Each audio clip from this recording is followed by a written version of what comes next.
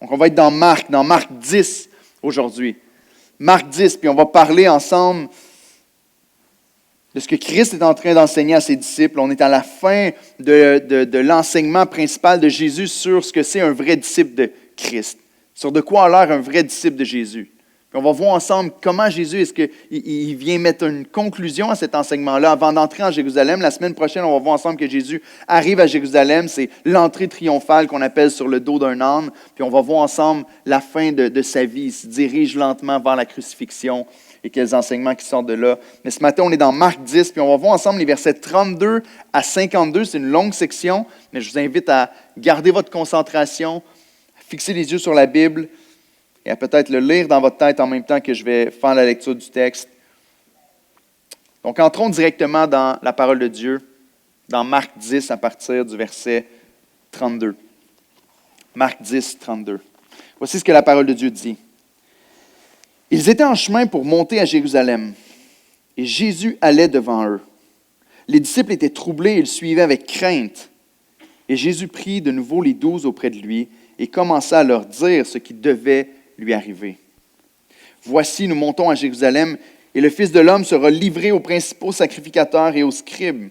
Ils le condamneront à mort et le livreront aux païens, qui se moqueront de lui, cracheront sur lui, le battront de verges et le feront mourir. Et après 3 jours, il ressuscitera. Les fils de Zébédée, Jacques et Jean, s'approchèrent de Jésus et lui dirent, « Maître, nous voudrions que tu fasses pour nous ce que nous te demanderons. » Il leur dit, « Que voulez-vous que je fasse pour vous? » « Accorde-nous, lui dirent-ils, d'être assis l'un à ta droite et l'autre à ta gauche quand tu seras dans ta gloire. » Jésus leur répondit, « Vous ne savez ce que vous demandez.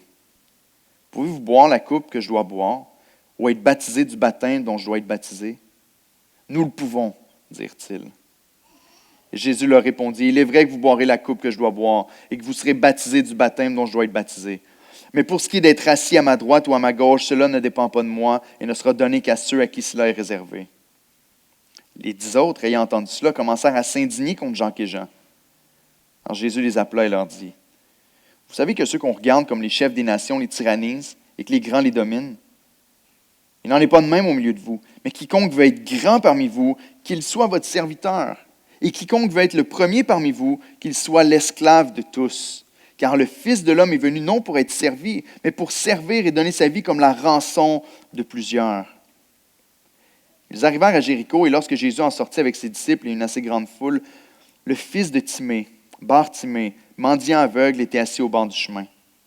Il entendit que c'était Jésus de Nazareth, et il se mit à crier, « Fils de David, Jésus, aie pitié de moi! » Plusieurs le reprenaient pour le faire taire, mais il criait beaucoup plus fort, « Fils de David, aie pitié de moi! » Jésus s'arrêta et dit, « Appelez-le. » Ils appelèrent l'aveugle en lui disant, « Prends courage, lève-toi, il t'appelle. » L'aveugle jeta son manteau et, se levant d'un bond, vint vers Jésus. Jésus, prenant la parole, lui dit, « Que veux-tu que je te fasse? » « Rabouni, lui répondit l'aveugle, « que je recouvre la vue. » Et Jésus lui dit, « Va, ta foi t'a sauvé. » Et aussitôt, il recouvra la vue et suivit Jésus dans le chemin. Prions ensemble.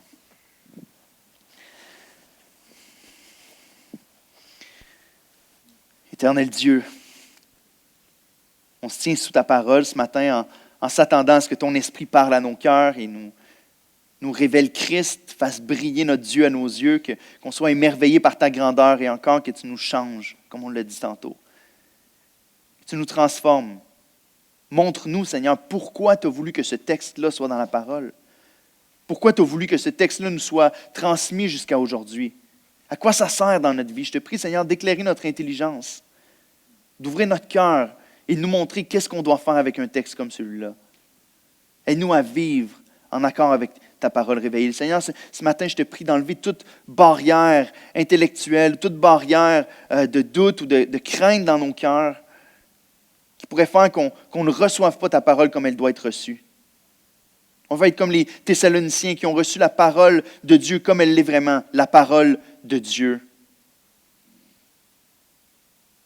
Je te prie ce matin, mon Dieu, que tu sois reconnu comme grand, comme bon, comme merveilleux, comme véritable. Seigneur, sois glorifié, honoré dans ton Église. On a besoin de toi, Seigneur, on est faible. On aime se rappeler ici dans l'Église, dans Jean 15,5, il est dit que sans Christ, on ne peut rien faire. Et encore une fois, sans toi, Seigneur, je ne peux pas prêcher le message que tu m'as donné à prêcher ce matin. Sans toi, on ne peut pas recevoir le message que tu as pour nous ce matin. Éclaire nos yeux, ouvre notre intelligence. Glorifie ton nom dans nos vies, on te prie dans le nom de Jésus. Et l'Église dit Amen. L'idée principale du texte, c'est encore une fois très, très simple pour chacun de nous à travers les versets 32 à 52 aujourd'hui, c'est « Suivre Christ exige une vision claire de ses promesses et de son appel. » Suivre Christ exige qu'il y ait une clarté dans notre compréhension de ce à quoi Christ nous appelle, une clarté dans notre compréhension de ce que Christ nous promet. Et ici, très rapidement, lorsqu'on pense aux promesses de Christ, on pense à toutes les belles choses que Jésus nous promet. On voit dans le texte qu'il y a des choses que Jésus nous promet qui sont un petit peu moins roses, un petit peu plus difficiles. Mais suivre Christ implique qu'on ait une vision claire des choses que Dieu nous promet, que Christ nous promet et de son appel pour nous. Donc, premièrement, les versets 32 à 34, aligne tes attentes sur l'Évangile. Vous savez, dans la vie, on a plein d'attentes et j'ai une expectation, mais on a plein d'attentes à propos de la vie, plein d'attentes à propos des choses qui sont devant nous. Et parfois, nos attentes ne sont pas réellement alignées avec la réalité ou ce qu'elles devraient être. Parfois, on a des attentes qui sont un peu démesurées. Ici, vous voyez, au verset 32, il nous est dit que les disciples étaient en chemin pour monter à Jérusalem. C'est la transition du ministère de Jésus ici. Depuis les versets 8 à 10, Jésus a commencé à parler de ce que c'est vraiment un disciple de Christ. Il a commencé avec l'histoire justement d'un aveugle qui recouvre la vue lentement en voyant des hommes comme si c'était des arbres et tout ça. Et Jésus fait sa guérison. Il explique c'est quoi un disciple de Christ, ses souffrances, comment un disciple doit souffrir comme Christ va souffrir lui-même. Jusqu'à la fin du chapitre 10 ici, où il parle encore de la guérison d'un aveugle et il nous montre encore c'est quoi un vrai disciple de Christ. Mais ici, les disciples ont une attente qui est différente de ce que Jésus veut qu'il y aille. Les disciples s'attendent en allant à Jérusalem, enfin on va vivre cette libération, enfin on va vivre cette victoire-là. Notre Messie est arrivé, Jésus est avec nous autres, puis il va renverser l'autorité romaine, puis enfin on va régner puis reconquérir Jérusalem en tant que Juifs. Et leur cœur est emballé, mais en même temps leur cœur est terrifié. Le texte ici au verset 32 nous dit « Les disciples étaient troublés et le suivaient avec crainte. » L'expression qui est utilisée ici nous parle que Jésus est avec son groupe de disciples et il marche vers Jérusalem et Jésus marche avec une assurance qui est effrayante presque. Jésus marche et son visage est dirigé vers la croix déjà à ce moment-là. On va le voir ensemble. Et ses disciples marchent en arrière de lui. Et ils sentent, OK, il va y avoir une guerre, il va y avoir une bagarre, il faut qu'on renverse l'autorité. On est 12 ici, il y a peut-être une petite foule qui nous suit aussi, mais ça va brasser. Et il y a une crainte qui est dans leur cœur. Et Jésus doit réaligner leurs attentes, encore une fois. Mais laissez-moi vous poser la question, de quelle manière est-ce que vous rassurez les gens autour de vous quand ils commencent à avoir peur et à avoir des craintes? Quand vos enfants ont peur peut-être d'aller se faire donner un vaccin, est-ce que vous dites « Inquiète-toi pas ». Moi, c'est mon style des fois. « Inquiète-toi pas, ça fera pas mal, voyons, arrête d'avoir peur, t'as pas à avoir peur, il n'y a rien là, elle va juste mettre une aiguille dans ton bras. » Puis... Est-ce qu'on aide vraiment lorsqu'on fait comme si de rien n'était, comme si l'épreuve qui s'en vient devant nous, c'est pas si grave que ça. On enlève tout aspect de difficulté pour pouvoir rassurer la personne, ça va bien aller. Qu'est-ce qui arrive quand l'enfant arrive chez l'infirmière et qu'il voit l'aiguille arriver, ou que l'aiguille commence à rentrer dans son bras? Ah, c'est pas vrai, ça fait mal. Tu m'as menti, papa. Est-ce qu'on le prépare vraiment à la souffrance? Est-ce qu'on le prépare vraiment à ce qui est devant lui? Ici, ils s'en vont vers Jérusalem. Jésus est résolu, il sait qu'il s'en va mourir. Et Jésus, au lieu de les rassurer en leur faisant croire, inquiétez-vous pas, tout va bien aller. Ses disciples ont peur. Ses disciples sont dans la crainte. Et au lieu de les rassurer en disant, inquiétez-vous pas, tout va bien aller. C'est un peu l'arc-en-ciel qu'on a vu pendant la COVID, hein? On a vu ça partout dans les fenêtres et tout ça, un mouvement de masse sociale. Tout le monde a essayé de s'encourager en disant, OK, il y a plein de monde qui meurt en ce moment, mais ça va bien aller. C'est pas grave. Tout est correct. Voilons-nous la face sur la difficulté. Faisons comme si tout était correct. Jésus ne fait pas ça avec ses disciples. Regardez au verset 32, la fin du verset 32 jusqu'au verset 34. Jésus voit que ses disciples ont peur et qu'ils sont troublés. Et voici ce que Jésus leur dit. Jésus prit de nouveau les 12 auprès de lui et commença à leur dire ce qui devait lui arriver. « Voici, nous montons à Jérusalem. Le Fils de l'homme sera livré aux principaux sacrificateurs, aux scribes. Ils le condamneront à mort. Ils le livreront aux païens. Ils vont se moquer de lui, cracher sur lui, le battre de verge, le faire mourir. » Yeah! Notre confiance, elle remonte tout d'un coup. On avait peur, mais là, Jésus, on est rassuré. Est-ce que vous comprenez ce que Jésus fait? Ils sont terrorisés, puis au lieu de leur dire « tout va bien aller », Jésus leur dit « OK, les gars, vous avez besoin de comprendre. Vos attentes ont besoin d'être réalignées un petit peu. Ça va mal aller. Je vais être cloué sur une croix. Je vais être rejeté. On va me cracher dessus. Vous n'avez pas la bonne compréhension de ce que le Messie vient accomplir. Je ne viens pas pour renverser l'autorité des Romains à ce moment-ci de mon ministère, mais je viens pour souffrir, pour mourir sur une croix et vous libérer de l'emprise du péché et le fardeau de la mort qui pèse sur vous. » Au lieu de rassurer ses disciples avec le mensonge ou encore en essayant de minimiser la gravité de ce qui va se passer, Jésus veut les rassurer en les préparant à faire face aux dangers qu'ils vont affronter. Et ça, c'est de l'amour, frères et sœurs. Ça, c'est de l'amour. Parfois, on veut tellement protéger et faire du bien. On croit que c'est de l'amour. On veut tellement protéger qu'on va faire cette bulle-là, qu'on va faire semblant que tout va bien aller. Inquiète-toi pas, c'est pas grave. Mais ça, c'est pas de l'amour. Parce qu'au bout du compte, la personne va être écrasée. Elle va être crush par les événements qui vont lui faire face. Tu t'attends à ce que tout aille bien, et tout à coup, on est dans une génération tellement comme ça en ce moment, avec les parents, avec les enfants en particulier. Mais dans toutes les sphères de la société, au niveau des couples, c'est la même chose. Au niveau des amitiés, c'est la même chose. On essaie d'avoir des pensées positives et de se dire « tout va bien aller ». Tu as juste à dire « tout va bien aller » puis « tout va bien aller », non? La réalité, c'est que tout ne va pas bien aller. On est dans un monde déchu. On est entouré de pécheurs. On est nous-mêmes des pécheurs qui luttent avec le péché constamment. On va faire des péchés envers d'autres personnes. Les autres vont pécher envers nous. Ici, on n'est pas préparé à ça. Lorsque ça va arriver, on va être écrasé. On va être détruit. Vous savez, quand j'ai commencé l'implantation d'église, c'est une des plus grandes bénédictions que j'ai eues dans ma vie. J'étais assis dans le bureau d'un homme qui s'appelle John. C'est lui qui était notre directeur d'implantation. On était assis avec lui. Puis moi, j'étais tout feu, tout flamme. J'étais assis dans son bureau. Je prenais des notes à chaque fois qu'on apprenait quelque chose. Puis là, il nous expliquait comment ça allait se passer l'implantation. Puis moi, j'étais passionné. Puis je disais, yes, nous autres, on revient au Québec. On va transformer la province. Ça va être extraordinaire. Je suis assis dans son bureau. Il dit, les gars, vous devez comprendre une chose. Ce n'est pas ceux avec qui vous allez commencer qui vont rester avec vous jusqu'à la fin. Je dis, voyons donc. De quoi tu parles? Il dit, tu sais quoi, il y a des gens qui vont venir dans les plantations, qui vont vous accuser, qui vont remettre en question votre caractère. Il y a des gens qui vont venir pour troubler, pour essayer de faire de la division. Il y a des gens qui vont essayer de vous décourager en disant que ça ne marchera pas. J'ai arrêté de prendre des notes, puis je le regardais un peu avec mépris en disant, man, il manque de foi, lui. Moi, je reviens au Québec, puis oublie ça, le Québec va être transformé. Puis je n'ai pas aimé cette conversation-là, où est-ce qu'il me disait, Éric, ça va mal aller.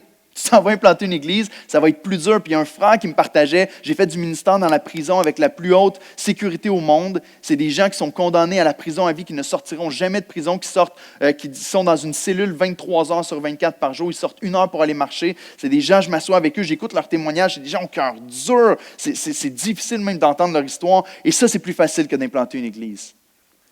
Puis je disais, voyons donc, quel manque de foi. Laissez-moi vous dire, pour plusieurs d'entre vous, vous connaissez l'histoire de l'église d'Oxa. Quand je suis revenu ici, d'avoir été assis dans le bureau avec John, qui puisse me mettre la réalité en pleine face, même si je n'aimais pas ce que j'entendais, a été une des choses qui m'a le plus soutenu pendant l'épreuve de l'implantation de l'église.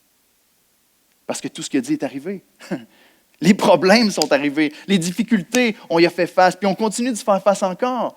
Mais imaginez que j'avais été dans une espèce de pensée utopique où on disait, tu vas revenir au Québec, puis je te dis, 10 000 personnes vont se convertir, ton église va grossir, ça va être extraordinaire. Puis si on n'avait juste pas ce tableau-là devant mes yeux, je serais arrivé ici avec toutes les difficultés qui se sont produites, puis j'aurais complètement lâché puis abandonné. J'aurais dit, oublie ça, le plan n'est pas en train de se produire comme prévu ici. Dieu n'est pas à l'œuvre. Mais le fait de faire face à la dure réalité a été une des plus grandes protections pour mon cœur et mon ministère. Je vous dis ça pourquoi? Parce que Jésus est en train de faire la même chose avec ses disciples. Les disciples vont faire face à des épreuves terribles. Le Seigneur va vraiment être cloué sur une croix. On va vraiment cracher sur lui. On va vraiment le rejeter, le rejeter. Puis même son propre peuple va le condamner à mort. Et Jésus va mourir sur une croix. Ses disciples vont être dispersés. Est-ce que Jésus a été abandonné? Par tous.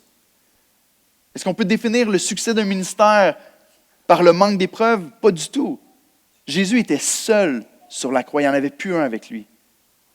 Mais Jésus les avait préparés. Il leur a dit, voici ce qui va arriver. Et c'est arrivé. Et à cause de ça, ils pouvaient être préparés à faire face aux dangers qui étaient devant eux. Jésus ne leur a pas juste dit qu'il allait mourir. Il leur dit ici qu'il va être livré aux païens. On voit que c'est les Juifs qui posent des accusations contre lui, mais finalement, il va être livré à Pilate, à Hérode, il va se faire moquer de lui devant les autorités romaines. Les païens vont le prendre, les soldats romains vont le frapper, vont cracher sur lui, vont l'insulter, vont le battre de verge, et finalement, ils vont le tuer et le crucifier. Jésus va mourir sur une croix, mais Jésus n'arrête pas son explication de l'Évangile à ce moment-là. Jésus leur dit, votre vision d'un roi qui vient vous sauver est trop limitée. Ce n'est pas juste renverser l'autorité romaine, mais c'est renverser l'emprise du péché sur votre vie pour vous libérer et vous reconnecter avec le Seigneur, pour vous réconcilier avec Dieu. Et Jésus termine en disant, et le troisième jour, il va ressusciter. Ça ne s'arrête pas après sa mort. Oui, il va y avoir ce temps extrêmement difficile.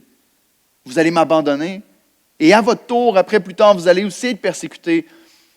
Mais comme j'ai ressuscité, vous allez aussi ressusciter. Christ dit, je vais payer la rançon pour vous autres. Je vais être le vrai roi qui est envoyé, le vrai Messie qui vient pour pouvoir prendre le péché sur moi. La condamnation qui devait tomber sur vous, elle tombe sur moi. Je la prends complètement. Et Jésus absorbe le jugement de Dieu qui devait tomber sur les disciples. Il meurt à leur place sur la croix. Et Jésus ressuscite le troisième jour pour leur donner la vie en lui. La mort est vaincue, le péché est vaincu, la réconciliation avec Dieu est accomplie. Maintenant, ils peuvent vivre pour l'éternité avec leur Sauveur. Mais Christ ne leur fait pas croire que tout ça va être facile.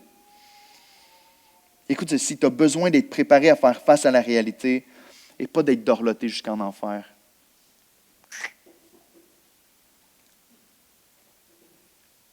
Tu as besoin d'être préparé à faire face à la réalité et pas d'être dorloté jusqu'en enfer.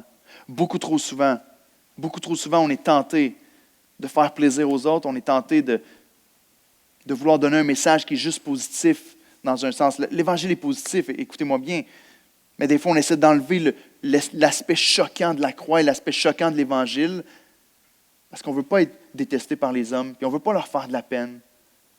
Mais les gens ont besoin d'être préparés à faire face à la réalité et pas être dorlotés jusqu'en enfer. C'est la réalité difficile, mais son fruit est absolument incomparable. Jésus savait parfaitement ce qui l'attendait.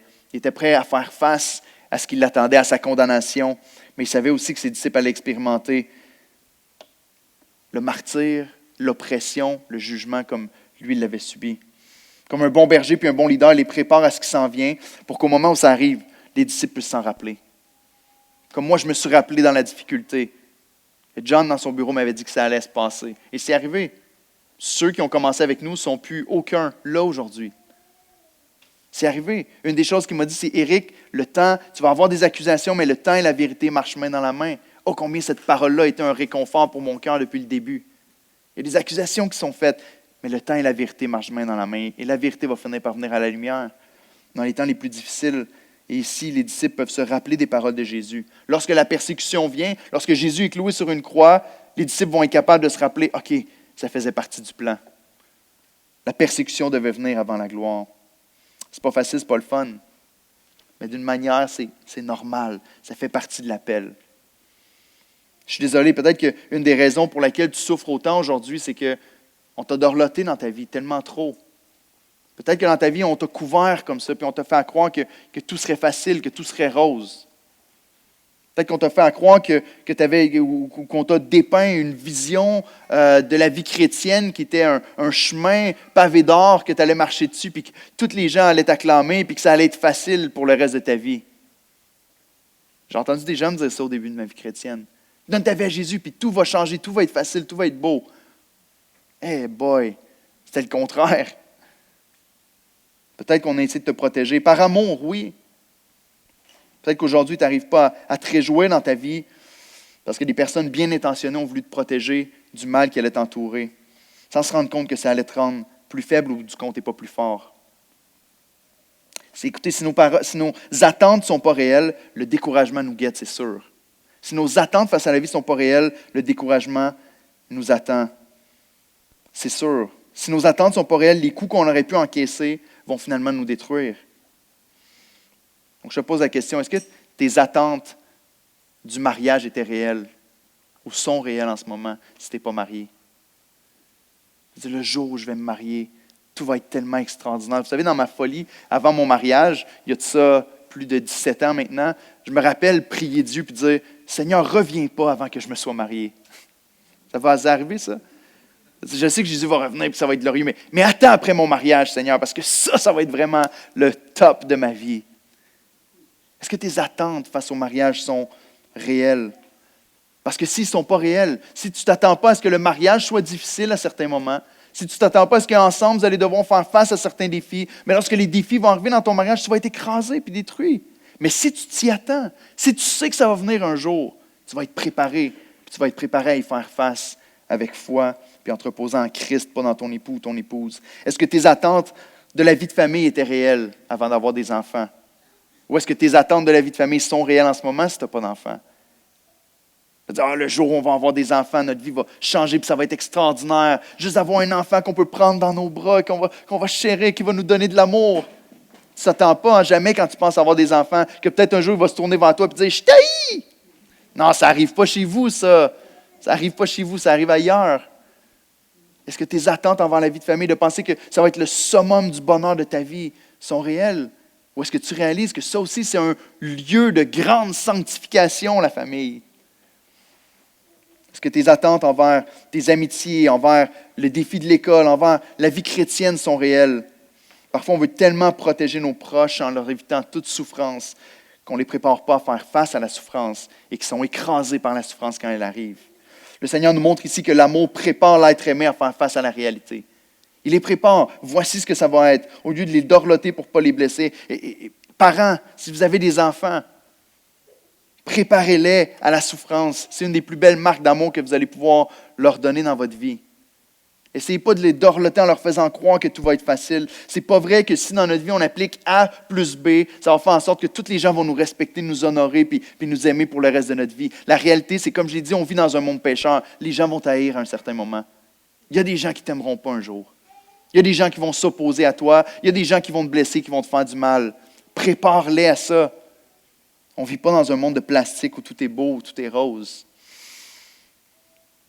Maintenant, regardez la description de son œuvre. Christ les prépare à faire face à son humiliation, faire face à sa mort sur la croix, au lieu de les réconforter comme s'il n'y avait rien de mal qui était pour arriver, mais il les invite aussi à s'accrocher à la réalité qui est plus grande que la réalité qu'on voit avec nos yeux. À la réalité qui est plus grande que tout ce qu'on peut trouver dans la vie présente. Il les invite à s'accrocher à la promesse de la vie éternelle, de la résurrection. Il leur dit, oui, je vais souffrir. On s'en va à Jérusalem, puis ça va brasser, les gars, ça va être dur. Ça va être difficile. Vous allez avoir peur. Votre peur ne va pas baisser alors qu'on avance vers Jérusalem, elle va augmenter probablement de plus en plus. Mais je vais ressusciter après la mort. Et Jésus nous invite à mettre notre confiance dans le fait qu'un jour, il va ressusciter et que chacun de nous qui plaçons notre foi en lui, pouvons ressusciter aussi avec lui, connaître la vie éternelle dans sa présence. Christ monte au ciel nous préparer une place où on va pouvoir vivre avec lui pour l'éternité dans l'absence complète de douleur, de difficultés, de mal, de péché, où est-ce qu'on va juste louer le Seigneur et l'adorer et vivre sur cette nouvelle terre. On va connaître le bonheur parfait dans la réalité que lui avait choisie pour nous d'avance, avant même que le monde soit créé. Mets ta confiance dans la plus grande des réalités, pas juste dans ce que tu vois ici. Oui, ça va être tough, mais ça va être tough juste avant d'être meilleur. Dans le monde présent, tu vas souffrir, dans le prochain, plus jamais. Est-ce que tu le crois? C'est la réalité, puis c'est la motivation chrétienne, puis c'est le chant qu'on a chanté tantôt. Voir mon Sauveur face à face. Oh, dans ta magnificence, je te verrai divin roi. Oh, quelle joie, quelle allégresse qu'on va pouvoir découvrir dans sa présence.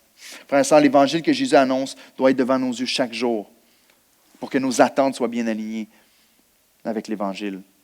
L'évangile nous dit que Christ est venu, qu'il est mort à notre place, puis qu'il va monter au ciel, qu'il est monté au ciel et qu'il nous prépare une place. Aujourd'hui, on doit s'attendre à ce que, oui, dans le monde présent, on va passer à travers des souffrances, mais la promesse de la vie éternelle est réelle pour chacun d'entre nous. Donc, aligne tes attentes avec l'évangile de Christ. Mais ici, encore une fois, les disciples ne comprennent pas. Ils ne comprennent pas l'enseignement de Jésus. Puis leur prochaine question le prouve. Regardez au verset 35 à 45. Les fils de Zébédée, plutôt Jacques et Jean, s'approchent de Jésus et eux viennent leur poser une question. Puis ils viennent dire, Jésus, on aimerait que tu fasses pour nous. OK, on s'en va vers Jérusalem. Tu nous dis qu'est-ce qui va arriver. Il va y avoir une guerre qui va être là. On comprend les souffrances et tout ça, la résurrection, mais on veut que tu fasses une chose pour nous. Seigneur, quand tu vas être dans ta gloire, est-ce qu'on peut être assis un à ta droite puis un à ta gauche? Qu'est-ce que Jacques et Jean cherchent ici? Vous savez, dans un autre évangile, on nous dit que c'est la mère des apôtres qui vont s'approcher de Jésus pour leur faire la demande, mais ici, Marc est très intentionnel pour mettre le blâme et la responsabilité sur Jacques et Jean. Jacques et Jean viennent devant Jésus et ce qu'ils cherchent, c'est l'honneur. Seigneur, je comprends que tu vas régner, tu es le roi, tu es le Messie d'Israël. Je comprends que tu vas régner sur ton peuple. Est-ce que le jour où tu vas régner, on va pouvoir être assis un à ta droite et un à ta gauche? Est-ce qu'on va pouvoir avoir les positions d'honneur dans ton royaume devant ton peuple? Imaginez ça un instant. Regardez ce que Jésus leur demande. Il vient de leur dire, fais pour nous ce que nous te demandons. Au verset 36, et vous allez voir à la fin du texte que la question se répète dans le texte. Il leur dit, que voulez-vous que je fasse pour vous? Prenez une seconde pour réfléchir dans votre tête. Si vous avez le Messie devant vous et qu'il vous pose cette question-là, Isabelle, que veux-tu que je fasse pour toi? Est-ce que ta réponse ce serait la même que les disciples? Mais Seigneur, je veux que tu m'honores. Je veux que tu m'honores comme je suis digne d'être honoré. Seigneur, je veux que tu me donnes une place honorifique dans ton royaume. Je veux que tu m'élèves et que tu me mettes à côté de toi et que tous voient que je suis un de tes disciples préférés. Est-ce que c'est la réponse qui viendrait à ta bouche? Eux viennent demander à Jésus, honore-nous, Seigneur. Encore une fois, Jésus va s'adresser à eux, leur poser des questions qui sont un peu cryptiques, qui pour nous semblent un peu bizarres. Il va leur dire, est-ce que vous pouvez boire la coupe que je vais boire? Les disciples, oui, on peut boire la coupe que tu vas boire. Est-ce que vous pouvez être baptisé du baptême dont je vais être baptisé? Oui, Seigneur, on le peut. Ici, les disciples ont en tête la coupe de la victoire. Lorsque les rois pouvaient conquérir une ville, lorsqu'ils gagnaient la guerre, ils pouvaient célébrer ensemble après ça, puis boire, partager la coupe de la victoire et dire « Yes, on a vaincu, on est glorieux, on est victorieux sur les autres. » Mais Jésus parle d'une autre coupe ici, qui n'est pas la coupe de la victoire. Les disciples pensent « Oui, Seigneur, on peut boire cette coupe-là avec toi. On va se rendre jusqu'au bout de cette aventure-là, puis on va boire la coupe de la victoire. Est-ce que vous pouvez être baptisé du baptême dont je vais être baptisé? » Puis encore une fois, eux, ils disent oui parce qu'ils pensent à une guerre tellement naturelle. Puis Jésus leur répond, vous ne savez pas ce que vous demandez. Quand Ézéchiel avait environ 2-3 ans, bouge tes oreilles Ézéchiel. Ézéchiel avait environ 2-3 ans, j'étais assis dans le salon, puis moi j'aime les jalapenos farcis de fromage. Et j'étais assis à la table en train de regarder un match de la NBA, puis j'étais en train de manger mes jalapenos, puis Ézéchiel vient au bord de la table, puis il n'arrêtait pas de me demander, j'en veux papa, j'en veux. Je disais, non, tu ne peux pas manger ça. Oui, papa, j'en veux, ça a l'air bon. Toi, t'aimes ça, j'en veux. Il n'y avait pas ce voix-là, hein, mais. Puis je disais, non, Ézéchiel, tu ne peux pas manger ça, c'est pas bon, tu n'aimeras pas ça. Oui, j'en veux. Dans ma tête, je me disais, tu ne sais pas ce que tu demandes. Puis à un certain moment, j'y ai donné. Il a croqué le bout du jalapeno. Puis il a changé d'idée instantanément. Il a dit, tout de suite, ça brûlait. Il a pris du lait. Inquiétez-vous pas, il n'y a rien eu de mal là-dedans. Mais mon fils ne savait pas ce qu'il demandait. Il voyait quelque chose, puis il disait, je veux avoir ça, ça a l'air tellement bon. Mais il ne réalisait pas ce qu'il demandait ici. Et Jésus voit ses disciples qui disent, oui, Seigneur, on veut la gloire. Mais il ne réalisait pas ce que ça allait coûter avant. Il ne réalisait pas combien ça allait piquer, justement. Combien ça allait faire mal. Jésus dit, vous n'avez tellement aucune idée. La coupe que je dois boire n'est pas la coupe de la victoire que vous pensez, mais c'est la coupe du jugement de Dieu. Dans l'Ancien Testament et dans le Nouveau Testament, et particulièrement dans l'Ancien Testament, mais on le voit aussi dans l'Apocalypse à la fin du Nouveau Testament, lorsqu'on parle de la coupe, très souvent on parle du jugement de Dieu. Le jugement qui s'apprête à tomber. Il y a une coupe qui va être versée et qui va verser un jugement sur le monde. Et Jésus dit, c'est cette coupe-là que je m'apprête à boire. Écoutez, cette coupe-là est tellement dégoûtante et amère que le Seigneur, dans le jardin de Gethsémani, juste avant sa crucifixion, va prier le Père en disant, Seigneur, Père, si c'est possible que cette coupe s'éloigne de moi. Cependant, non pas ma volonté, mais la tienne.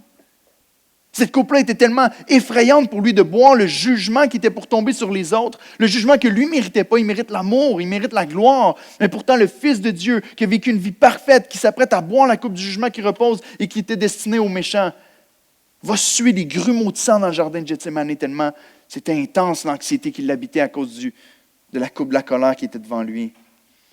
Ici, Jésus parle à ses disciples et comprend qu'ils veulent une gorgée de sa coupe parce qu'ils pensent ainsi saisir une grande victoire contre l'ennemi, puis après ça, boire la délicieuse coupe de la délivrance. Mais Jésus leur enseigne que c'est l'inverse. La coupe passe avant la victoire. Le Seigneur a dû boire la coupe de la colère de Dieu, du jugement de Dieu, avant de voir la résurrection et la victoire sur l'ennemi qui donne aussi à ceux qui ont la foi en lui. La victoire vient après la coupe. Ce n'est pas comme dans les séries du Canadien de Montréal où la coupe vient à la fin. Ici, la coupe vient avant. Ça va être la même chose pour les disciples. Mais la différence, c'est que pour les disciples parce que Jésus a bu la coupe, parce que Jésus a été victorieux sur la mort et sur le péché. Les disciples peuvent aussi boire la coupe de la souffrance, mais pour eux dans le sens de la persécution qui va accompagner le ministère, de leur identification avec Christ, qui va faire en sorte qu'ils vont être rejetés aussi et détestés. Jésus a annoncé dans son évangile, s'ils m'ont haï, ils vont vous haïr aussi. S'ils m'ont persécuté, ils vont vous persécuter aussi. Ils vont boire d'un certain sens la coupe. Jésus dit, c'est vrai, vous ne comprenez pas ce que vous dites en ce moment même. C'est vrai que vous allez boire la coupe de la souffrance, mais pas de la même manière que moi. Parce que Christ a bu le jugement qui nous était destiné. Il ne reste plus une goutte de jugement pour vous autres. Parce que Christ a absorbé complètement le jugement de Dieu et la colère de Dieu sur lui qui revenait aux pécheurs. Il ne reste plus une seule goutte de cette coupe-là pour nous autres. Donc il y a une coupe qu'on va boire, il y a une certaine souffrance associée au fait d'être unis à Christ. Mais on va avoir la gloire, on va avoir la victoire parce que Christ l'a accompli pour nous. Donc je vous repose la question, est-ce que vos ambitions sont sur votre propre honneur ou sur celui de Christ? Le point qu'on vient de voir ensemble, c'est que tu dois aligner tes ambitions sur le Messie.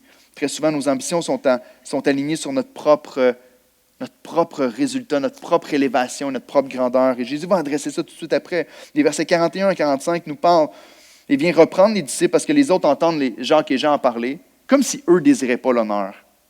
Comme si eux n'étaient pas tous ensemble en train de parler de qui était le plus grand il n'y a pas si longtemps ensemble sur la route.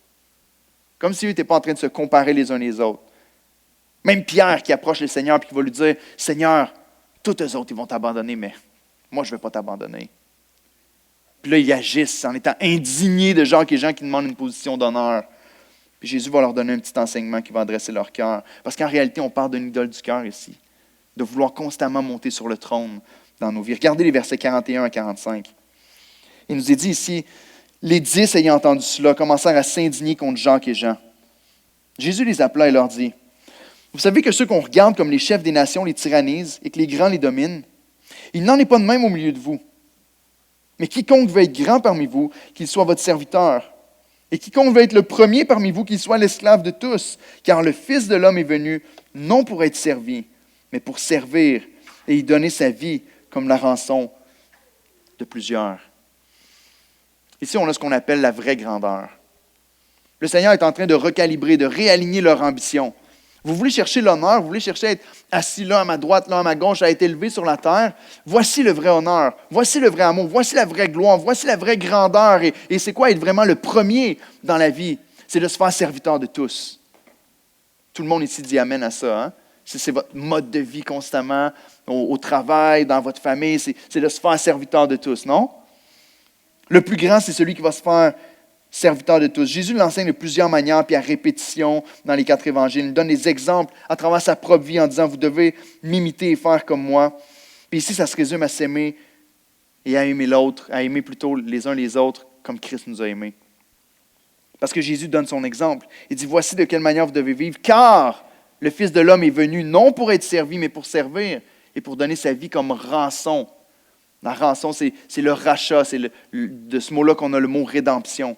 Jésus est venu pour nous racheter de la condamnation qui pesait sur nous. Il a offert sa vie, puis il s'est donné complètement pour que nous, on puisse connaître la vie éternelle avec Dieu. Jésus est venu et il a pris notre place. Jésus est venu et il s'est fait serviteur de tous.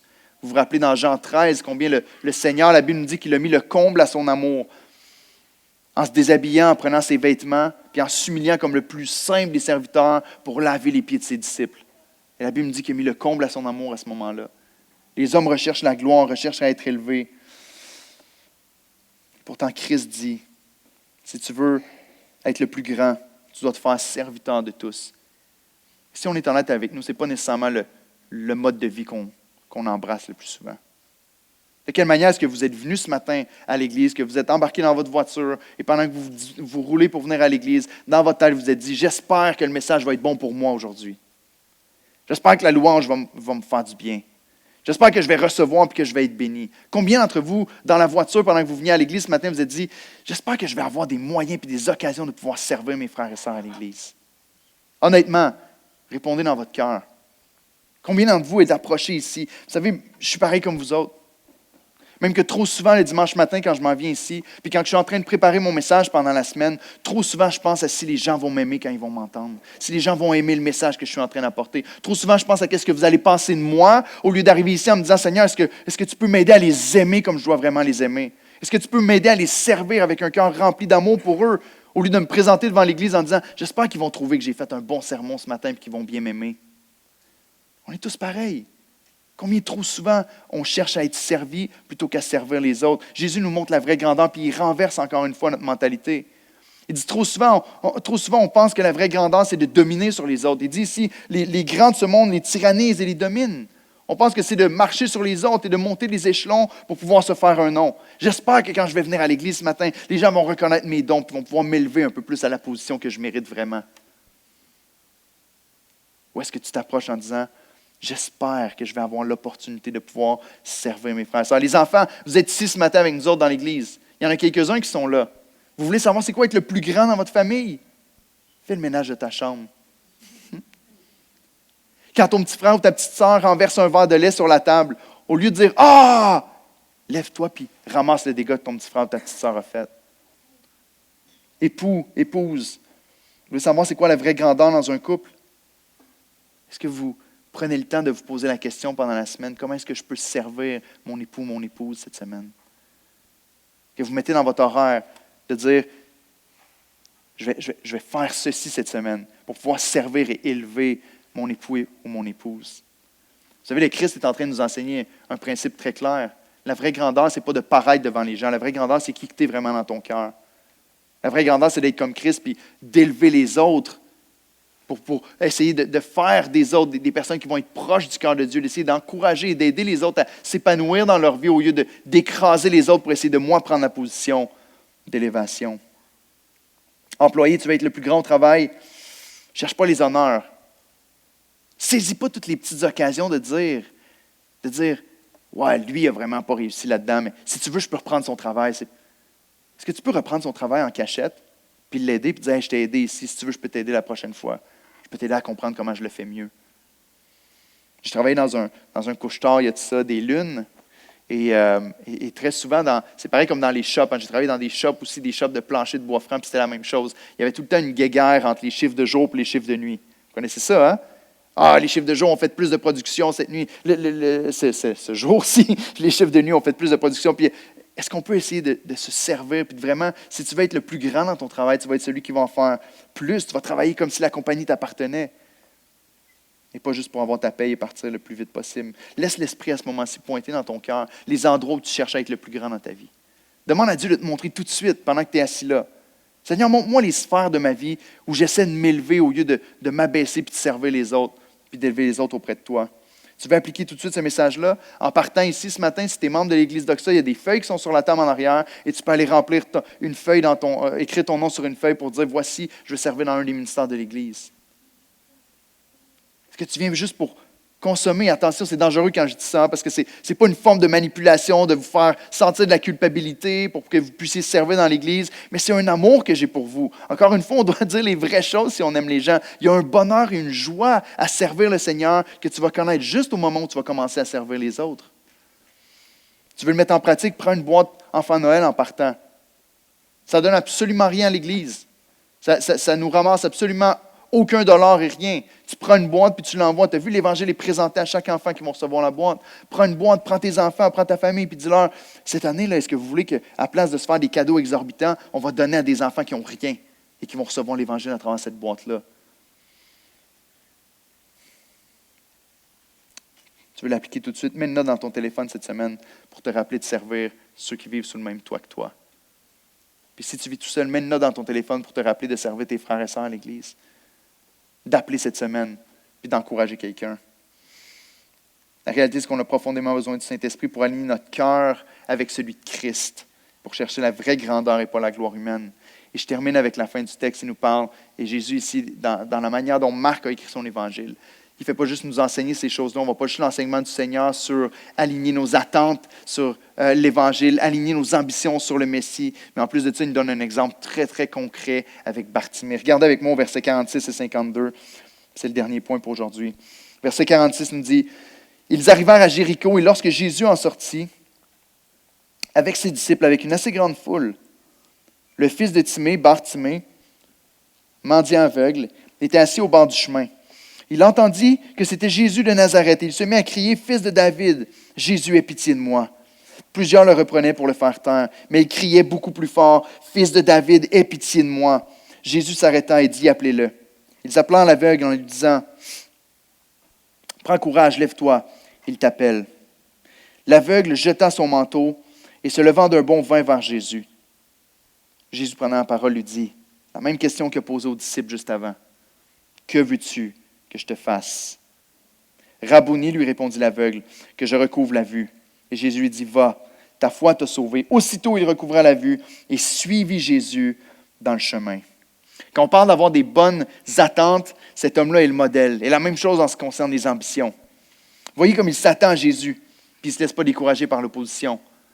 Cet homme-là est un aveugle mendiant, est un homme qui a, et souvent le manteau qu'on voit dans l'histoire ici, le manteau qui représentait le mendiant, il devait toujours le porter pour que ce soit clair que c'est un mendiant et un aveugle. Et cet aveugle-là, en tant que Jésus arrive, en tant que Jésus est pour passer sur le chemin, il est assis, il ne voit rien, il n'a aucune idée de ce qui se passe autour de lui à part le son qu'il peut entendre. Il sait que Jésus n'est pas loin et il va crier « Fils de David, aie pitié de moi! » On ne sait pas combien de temps dure l'histoire ici parce que ça se passe très rapidement en quelques versets pour nous.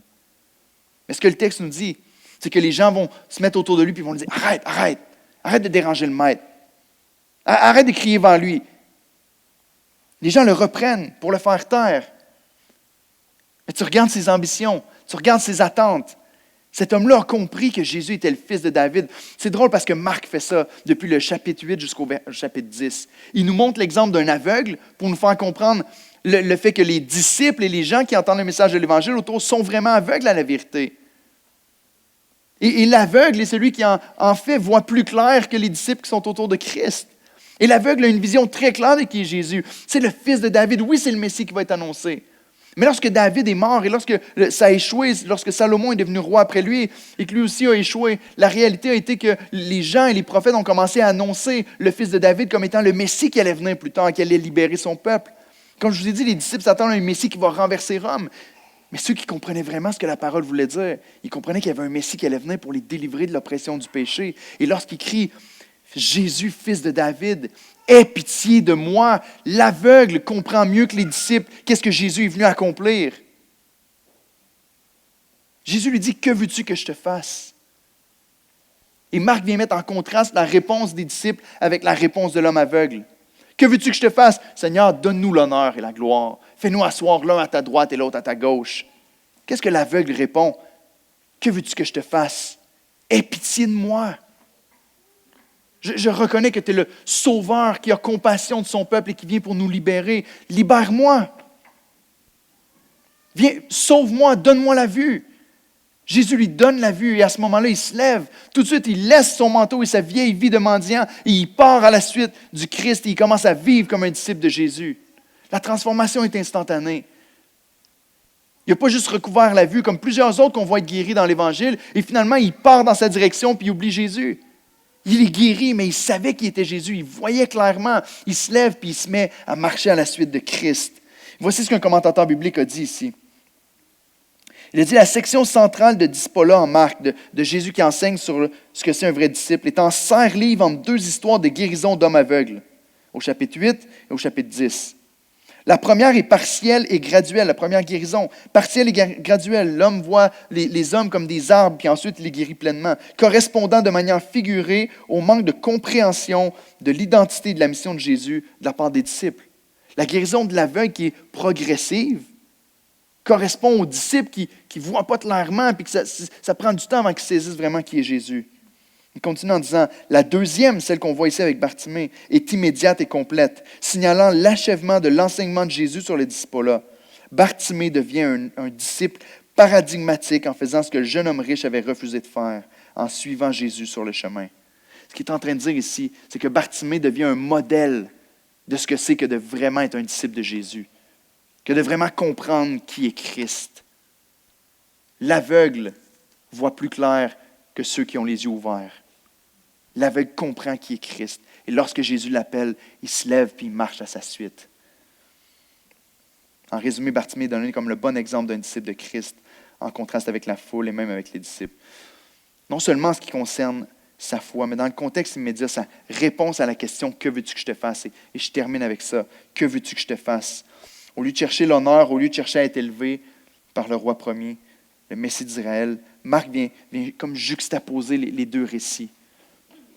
Les deux récits des guérisons d'aveugles avec les incompréhensions des disciples, pour que le lecteur saisisse vraiment qui est Christ, puis que le lecteur comprenne son aveuglement spirituel. Marc fait ça à travers tout son évangile.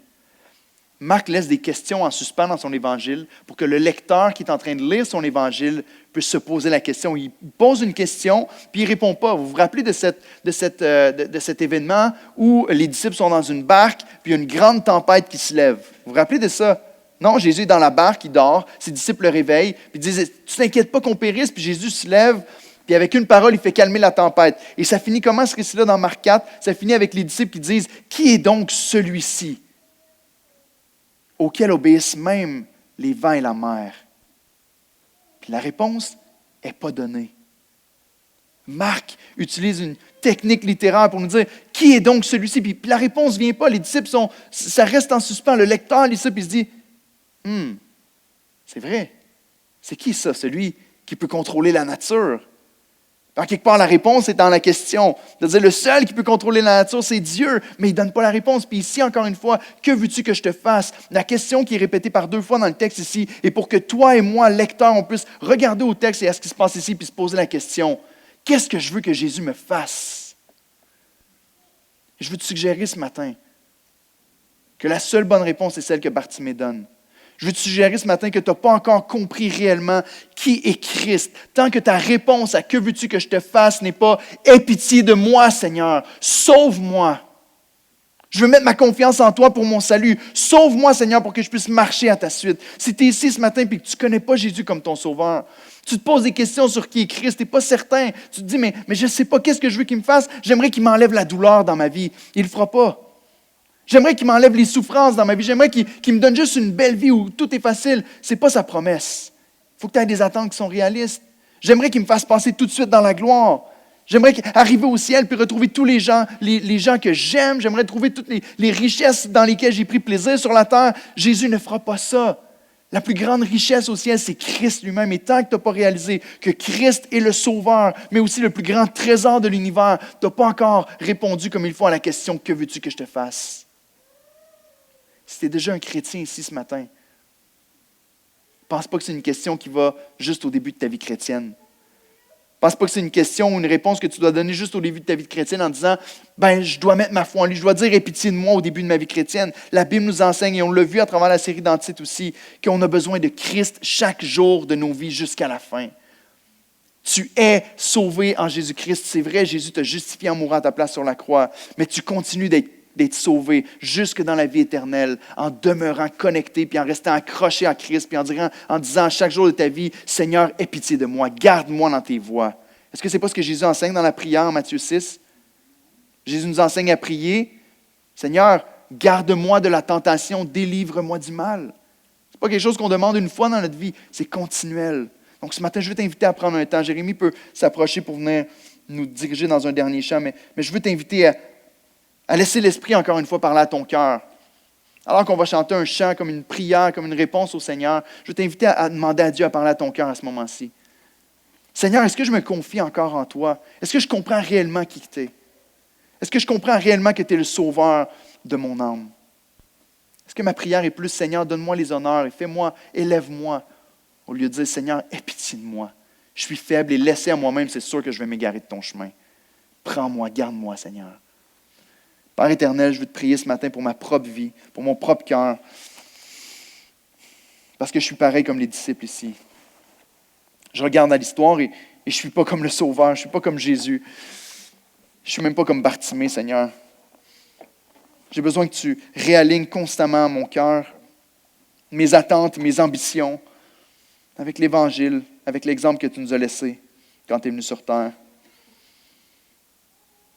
Seigneur, j'ai besoin d'avoir cette foi-là, où chaque jour de ma vie, lorsque mes yeux se rouvrent le matin, avant même que le soleil se lève, Seigneur, je veux que mon cœur soit emporté dans cet élan de prière de dire, Seigneur, aie pitié de moi aujourd'hui encore. Seigneur, c'est en toi que je mets toute mon espérance. Je ne veux pas la diviser, je ne veux pas essayer de mettre ma foi en autre chose, dans ma propre force, dans ma capacité à marcher selon tes voies, mais toute ma confiance est en toi. Sois mon sauveur. Pas juste dans le passé, pas juste dans le futur, mais sois mon sauveur de chaque jour. Seigneur, je te prie que, de la même manière que l'apôtre a voulu nous faire réaliser qu'on était aveugle très souvent dans son évangile, je te prie ce matin d'ouvrir les yeux à une personne ici. Peut-être quelqu'un qui vient ici justement avec les yeux complètement fermés sur qui tu es. Avec les yeux complètement fermés sur la réalité de ce que tu as accompli pour nous. Dans le sens que cette personne-là peut comprendre dans sa tête ce que tu as fait. Cette personne-là peut comprendre les faits de l'Évangile dans son cerveau. Mais il n'a pas encore eu ses yeux ouverts, où il a pu voir Christ comme étant le réel sauveur de son âme. Il n'a pas pu voir Christ encore comme étant vraiment le joyau des cieux, le trésor de nos vies, le seul en qui on trouve la satisfaction.